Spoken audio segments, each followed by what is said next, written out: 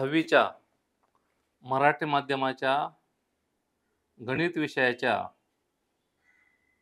गणित भाग 1 मधील पहिला धडा त्यातील काही आपण आवड गणित घेत आहोत. मागील व्हिडिओमध्ये आपण सराव संच 1.4 मधील चौथे गणित आपण सोडवले होते. आता आपण अवघड गणितामध्ये संकीर्ण प्रश्नसंग्रह 1 त्यातील प्रश्न 5वा आहे, खालील एक सामायिक समीकरणे क्रॅमरच्या पद्धतीने सोडवा. आणि समीकरण त्यांनी 5 नंबरचं असं दिलंय, पहा कसं. x अधिक y वजा 8 छेद 2 बरोबर x अधिक 2y वजा 14 छेद 3 बरोबर 3x वजा y 3x वजा y छेद 4. पहा, x अधिक y वजा 8 छेद 2 बरोबर x अधिक 2y वजा छेद 3 बरोबर 3x वजा y छेद 4 असं समीकरण दिलंय. आणि हे समीकरण आपल्याला क्रॅमरच्या पद्धतीने सोडवायचंय. तर आपल्याला माहिती आहे, क्रॅमरच्या पद्धतीने सोडवण्यासाठी अगोदर दोन समीकरणे साधारणतः या स्वरूपात पाहिजेत. कशी? 2x अधिक 5y बरोबर वजा 1 3x वजा 4y बरोबर 11 अशा स्वरूपात पाहिजेत. साधारणतः असं समीकरण हे दिसलं पाहिजे अशा प्रकारे. पण आता हे समीकरण त्याने असं दिलेलं आहे आणि या समीकरणापासून आपल्याला अशा पद्धतीची दोन समीकरण बनवायच्यात. ही नाही, अशा पद्धतीची दिसायला साधारणपणे अशी दिसले पाहिजेत. म्हणजे x y आणि पलीकडे संख्या असं पाहिजे. तर याचं काय करायचं पहा आता नीट. गणितामध्ये एक नियम असतो, a बरोबर b बरोबर c, a बरोबर b बरोबर c. याचा अर्थ काय असतो? समीकरण 1 a बरोबर b, समीकरण 2 b बरोबर c, समीकरण 3 असते a बरोबर c. पहा, a बरोबर b, b बरोबर c आणि a बरोबर c अशी तीन समीकरण वेगवेगळे तयार होतात. तर आपण काय करायचं मग? ह्या नियमाचा वापर करायचा. कोणता? a बरोबर b बरोबर c म्हणजेच a बरोबर b, b बरोबर c आणि a बरोबर c. या तीन पैकी आपण कोणतीही दोन समीकरण घेतली तरी उत्तर हे तेच येणार. मग आता आपण या नियमाचा वापर करू. थोडं असं समजा, हे a आहे, हे b आहे आणि हे c आहे. मग आपण काय करू? या दोघांचं एक समीकरण घेऊ आणि या दोघांचं एक समीकरण घेऊ. पहा कसं आता. पहिले हे लिहू. म्हणून x अधिक y वजा 8 छेद 2 बरोबर x अधिक 2y वजा 14 छेद 3. हे एक समीकरण घेतलं. कोणतं? a बरोबर b. x अधिक y वजा 8 छेद 2 बरोबर x अधिक 2y वजा 14 छेद 3. हे एक समीकरण आपण घेतलं. आता आपल्याला माहिती आहे, दोन अपूर्णांकाच्या मध्ये बरोबर चिन्ह असेल तर त्यांचा तिरकस गुणाकार समान असतो. मग आपण असं मांडणार आहे, 3 कंसात x अधिक y वजा 8 बरोबर 2 कंसात x अधिक 2y वजा 14. पहा, या दोघांचा गुणाकार बरोबर या दोघांचा गुणाकार. 3 कंसात x अधिक y वजा 8 बरोबर 2 कंसात x अधिक 2y वजा 14. दोन अपूर्णांकाच्या मध्ये बरोबर चिन्ह असेल, तिरकस गुणाकार समान लिहायचा, फक्त छेदांचा गुणाकार मांडायचा नाही. यातला फरक पहा. a छेद 2 बरोबर b छेद 3 आणि a छेद 2 अधिक b छेद 3 या दोघांच्या मध्ये फरक आहे. जर असा असेल a छेद 2 बरोबर b छेद 3 तर फक्त काय करायचं? तिरकस गुणाकार मांडायचा. 3a बरोबर 2b असं मांडायचं. कसं मांडायचं? 3a बरोबर 2b. याच्या पुढे आपण असं लिहू शकतो, 3a वजा 2b बरोबर 0. पलीकडच्या अलीकडे आले. आणि याचं अधिक चिन्ह आहे मध्ये. मध्ये जर चिन्ह अधिक असेल किंवा वजा असेल, मध्ये चिन्ह कोणतं असेल, अधिक किंवा वजा, तर तिरकस गुणाकार मांडायचा. म्हणजे याचं उत्तर असं होणार 3a अधिक 2b छेद 3 2 6 असा होणार. फरक नीट बघा, फरक नीट पहा, ध्यान ठेवा. बरोबर चिन्ह असेल तर फक्त तिरकस गुणाकार मांडायचा, फक्त तिरकस गुणाकार, आणि पलीकडच्या अलीकडे आल्यावर शून्य आले. मध्ये जर चिन्ह अधिक असेल किंवा वजा असेल, अधिक असो वजा असो, नियम हाच ठेवायचा. या दोघांचा गुणाकार अधिक किंवा वजा काय असेल ते, या दोघांचा गुणाकार भागिले या दोघांचा गुणाकार छेदस्थानी मांडायचा, असं करायचं. आता पहा, येथे आपण काय केलं, फक्त तिरकस गुणाकार मांडला, कारण दोघांच्या मध्ये बरोबर चिन्ह आहे. आता आपण याला सोपे रूप द्यायचं. पहा कसं सोपे रूप. तिरकस गुणाकार बरं का, 3 इकडे गुणायचं, 2 तिकडे गुणायचं. 3 गुणिले x 3x अधिक 3y वजा 24 कंसाच्या बाहेरच्या संख्येने आतील प्रत्येकाला गुणायचं, म्हणजे कंस हा निघून जातो. 3 गुणिले x 3x अधिक 3y वजा 3 8 24 बरोबर सेम असंच. 2 गुणिले x 2x अधिक 2 दुने 4y वजा 14 दुने 28. पहा, 2 गुणिले x 2x अधिक 2 दुने 4 14 दुने 28. याच्या पुढे स्टेप कशी करायची, एक्स वाय डाव्या बाजूला आणि अंक उजव्या बाजूला घ्यायचे. एक्स आणि वाय डाव्या बाजूला आणि अंक उजव्या बाजूला, म्हणजे असं करायचं. 3x हा 2x अधिक आहे वजा 2x अधिक 3y 4y अधिक आहे वजा होणार वजा 4y बरोबर. पहा, 3x हा 2x अधिक आहे, चिन्ह नसलं म्हणजे अधिकचे वजा करायचे, अधिक 3y 4y हा अधिक आहे, इकडे वजा होणार बरोबर वजा 28 अधिक 24 होणार. 24 वजा आहे का नाही, तो पलीकडे गेल्यावर अधिक होणार. म्हणून 3x मधून 2x गेला, 1x राहिला x. 3 अधिक आहे 4 वजा आहे, वेगवेगळे चिन्ह आहे, वजा वाक्य होणार वजा y बरोबर.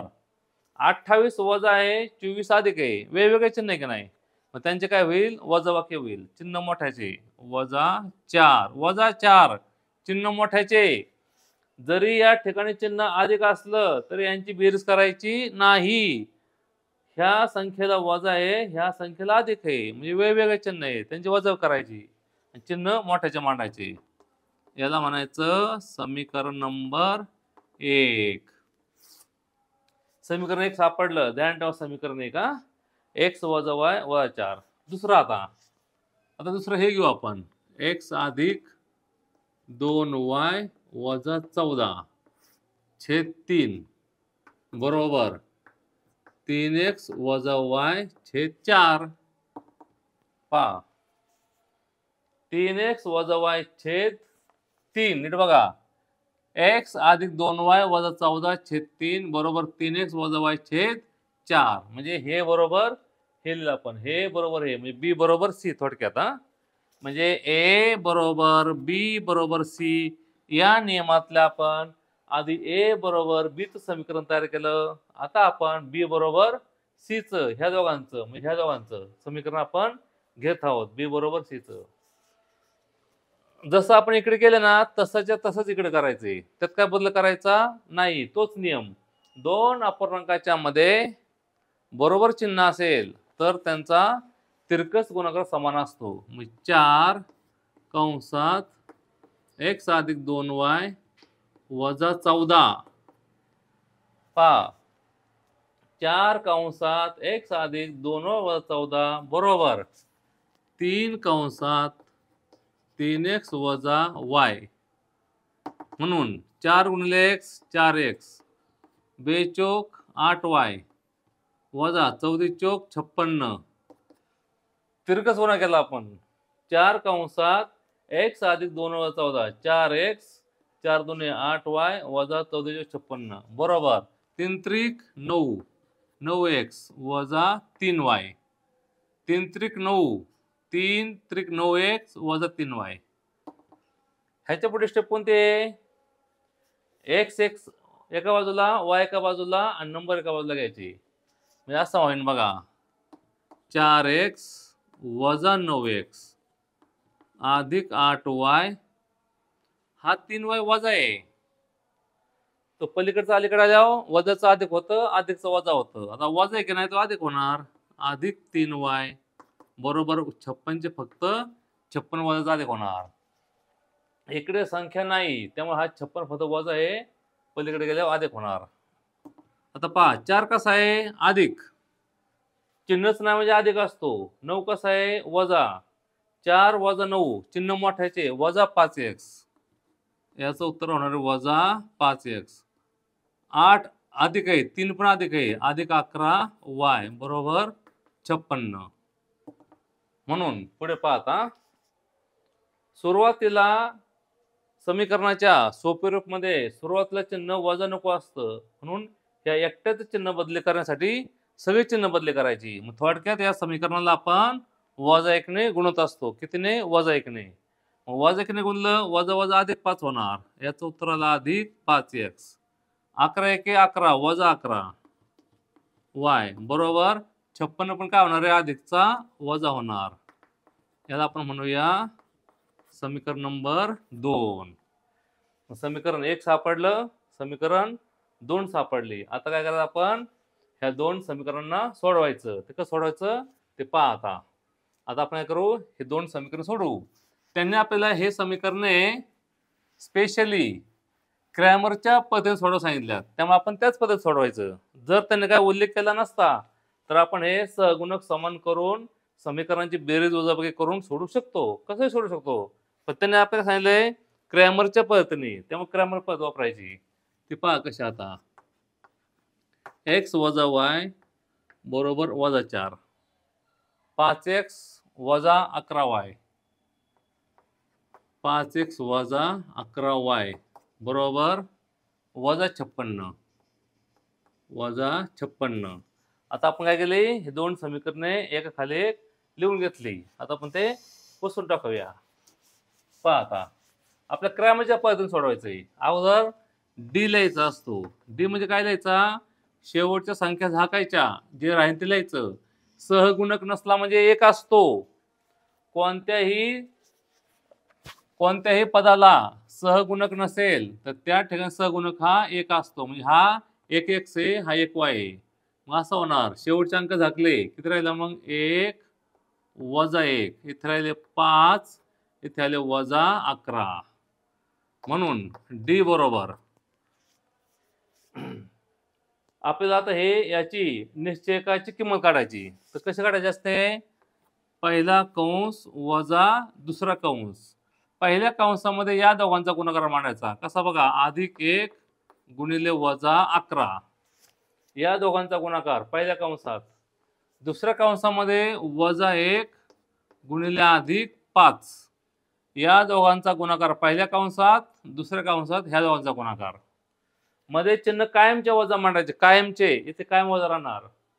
पहिल्या कंसामध्ये या दोघांचा गुणाकार येईल, दुसऱ्या कंसात ह्या दोघांचा, मध्ये चिन्ह वजा. म्हणून डी बरोबर 11 एके 11 वजा 11 आले, कंसाच्या बाहेर चिन्ह ना म्हणजे अधिक आहे, वजा 5 एके 5 गुणाकाराची क्रिया आहे. गुणाकाराची क्रिया केल्यावर चिन्ह लहानचं किंवा मोठ्याचं हा विचार करायचा नसतो. गुणाकार किंवा भागाकार केला तर फक्त बघायचं चिन्ह समान आहे का वेगवेगळे. समान चिन्ह असेल तर अधिक मांडायचं आणि वेगवेगळे असल्या वजा मांडायचं. कधी, गुणाकार भागाकार करताना. गुणाकार भागाकार करताना समान चिन्ह असेल तर उत्तराला अधिक मांडायचं, वेगवेगळे असल्या वजा मांडायचं. 5 एके 5 वजा 5 आले. म्हणून डी बरोबर कंस सोडवायचा, अधिक गुणिले वजा, उत्तर आले वजा 11, वजा गुणिले वजा अधिक 5 आले. समान चिन्हांचा गुणाकार अधिक येतो, वेगवेगळ्या चिन्हांचा गुणाकार वजा होतो. म्हणून डी बरोबर वेगवेगळे चिन्ह आहे त्यांची वजाबाकी होणार. 11तून 5 गेले, 6 उरले, चिन्ह मोठ्याचं. डी ची किंमत काय आली, वजा 6 आली. आता काढायचं dx. dx म्हणजे काय, x ची पदे झाकायची, x ची, आणि x ची पदे झाकली की संख्या ह्या मागे पुढे मांडायच्या, म्हणजे मागचे पुढे मांडायचे, पुढचे मागचे मागे करायचे, चिन्ह बदलायचं नाही. मी असं होणार, अगोदर हे लिहायचे -4 - 56. पहा dx म्हणजे x ची पदे झाकायची, -4 - 56 आणि हे -1 - 11 होणार. -1 - 11. y ला सहगुणक नाही, तो 1 असतो. म्हणून dx बरोबर पहिला कंस वजा दुसरा कंस. पहिल्या कंसामध्ये काय होणार, -4 गुणिले -11 -1 गुणिले -56. म्हणून dx बरोबर पहिल्या कंसात 11 चौक 44 गुणाकाराची क्रिया आहे. गुणाकार क्रिया आहे 44. गुणाकार क्रियेमध्ये लहान मोठ्याचं चिन्ह पाहायचं नाही, थेट म्हणायचं समान चिन्ह असल्यावर अधिक, वेगवेगळं असल्यावर वजा मांडायचं. 11 चौक 44 आले, 44 अधिक होणार, कंस बाहेर चिन्ह नाही ते पण अधिक होणार, वजा 56 एके 56. गुणाकाराची क्रिया आहे 56 एके 56, समान चिन्ह आहे म्हणजे अधिक होणार, समान चिन्ह आहे. पहा 56 एके 56 गुणाकाराची क्रिया, समान चिन्ह म्हणजे अधिक, 11 चौक 44 समान चिन्ह म्हणजे अधिक आलं. dx बरोबर अधिक गुणिले अधिक अधिक 44 हे वजा 56. म्हणून dx ची किंमत काय बघा बरे, 44 अधिक आहे 56 वजा आहे. 56 मधून 44 निघून गेले, 56 मधून 44 गेले, उत्तर 12 आलं. चिन्ह मोठ्याचं मांडायचं, उत्तर काय वजा 12 आला. dx किती सापडला, वजा 12. आता तसेच आपण आता dy काढायचा. dy म्हणजे y ची पद झाकायची. कोणाची पद झाकायची, y ची. y झाकला, संख्या मागे पुढे करायच्या नाहीत, आहे त्याच क्रमाने लिहायच्या. 1 1 5 1 5 आणि -4 56 -4 - 56. चिन्ह वजा मांडायला विसरायचं नाही, -4 - 56. y झाकलेला आहे, 1 आणि 5 राहणार. म्हणून पहा आता dy बरोबर पहिला कंस वजा दुसरा कंस. पहा y झाकले 1 5 -4 - 56. पहिल्या कंसामध्ये ह्या दोघांचा गुणाकार अधिक 1 गुणिले -56. चिन्हच नाही म्हणजे अधिक मानायचं, अधिक आहे म्हणायचं, वजा -4 गुणिले अधिक 5. प्रत्येक वेळेस चिन्हाचा विचार करायचा, त्यामुळे चुकून द्यायचं ना अजिबात, चिन्ह प्रत्येक वेळेस बघायचं नीट. म्हणून dy बरोबर 56 एके 56 वेगवेगळे चिन्ह आहे, वजा 56 बाहेर नाही म्हणजे अधिक चिन्ह आहे, वजा 5 चौक 20 वेगवेगळे चिन्ह आहे, वजा 20. वजा 20 होणार. 56 ला कसं आहे बघा, 56 एके 56 वेगवेगळे चिन्ह वजा आलं, वजा 5 चौक 20 वेगवेगळे चिन्ह वजा आलं. म्हणून dy बरोबर अधिक वजा वजा 56 वजा वजा अधिक 20, वजा गुणिले वजा अधिक 20 आले. म्हणून dy बरोबर 56 आणि 20 यांना वेगवेगळे चिन्ह आहे, त्यांचे वजाबाकी होणार, चिन्ह मोठ्याचं मांडायचं. 56 मधून 20 गेले, 36 राहिले, चिन्ह मोठ्याचं वजा 36. अजून संपलं नाही. क्रॅमरच्या नियमाने x ची किंमत कशी काढायची, dx छेद d. x बरोबर dx किती बघा बरं, dx वजा 12 आहे, वजा 12 छेद वजा 6. पहा वजा 12 छेद वजा 6, 6 दुने 12, समान चिन्ह अधिक 2 येणार, म्हणजे उत्तर आलं 2. आणि y ची किंमत काय होणार, dy छेद d. y बरोबर dy वजा 36 छेद वजा 6. म्हणून y ची किंमत किती आली बघा बरं, 6 6 36 आले. x सापडला, y सापडला. शेवट लिहायचं उत्तर, शेवटचं उत्तर किती लिहायचं, x बरोबर 2 आणि y बरोबर 6. म्हणजे अशा प्रकारे हे एक पुस्तकामधलं जे अवघड ग्रंथ आहे त्यापैकी एक ग्रंथ मी तुम्हाला सोडून दिलंय. यापूर्वी मी तुम्हाला एक सराव संच 1.4 मधील चौथे गणित सोडून पाठवले आहे. तर अशा प्रकारे पुस्तकामधले जे अवघड गणित असतील ती गणित मी तुम्हाला सोडून पाठवणार आहे. जर तुम्हाला एखादे गणित मी सोडून दिले नाही, पाठवले नाही, पण अवघड वाटत असेल तर तुम्ही माझ्या फोन नंबरवर डायरेक्ट व्हॉट्सअपवर पाठवू शकता.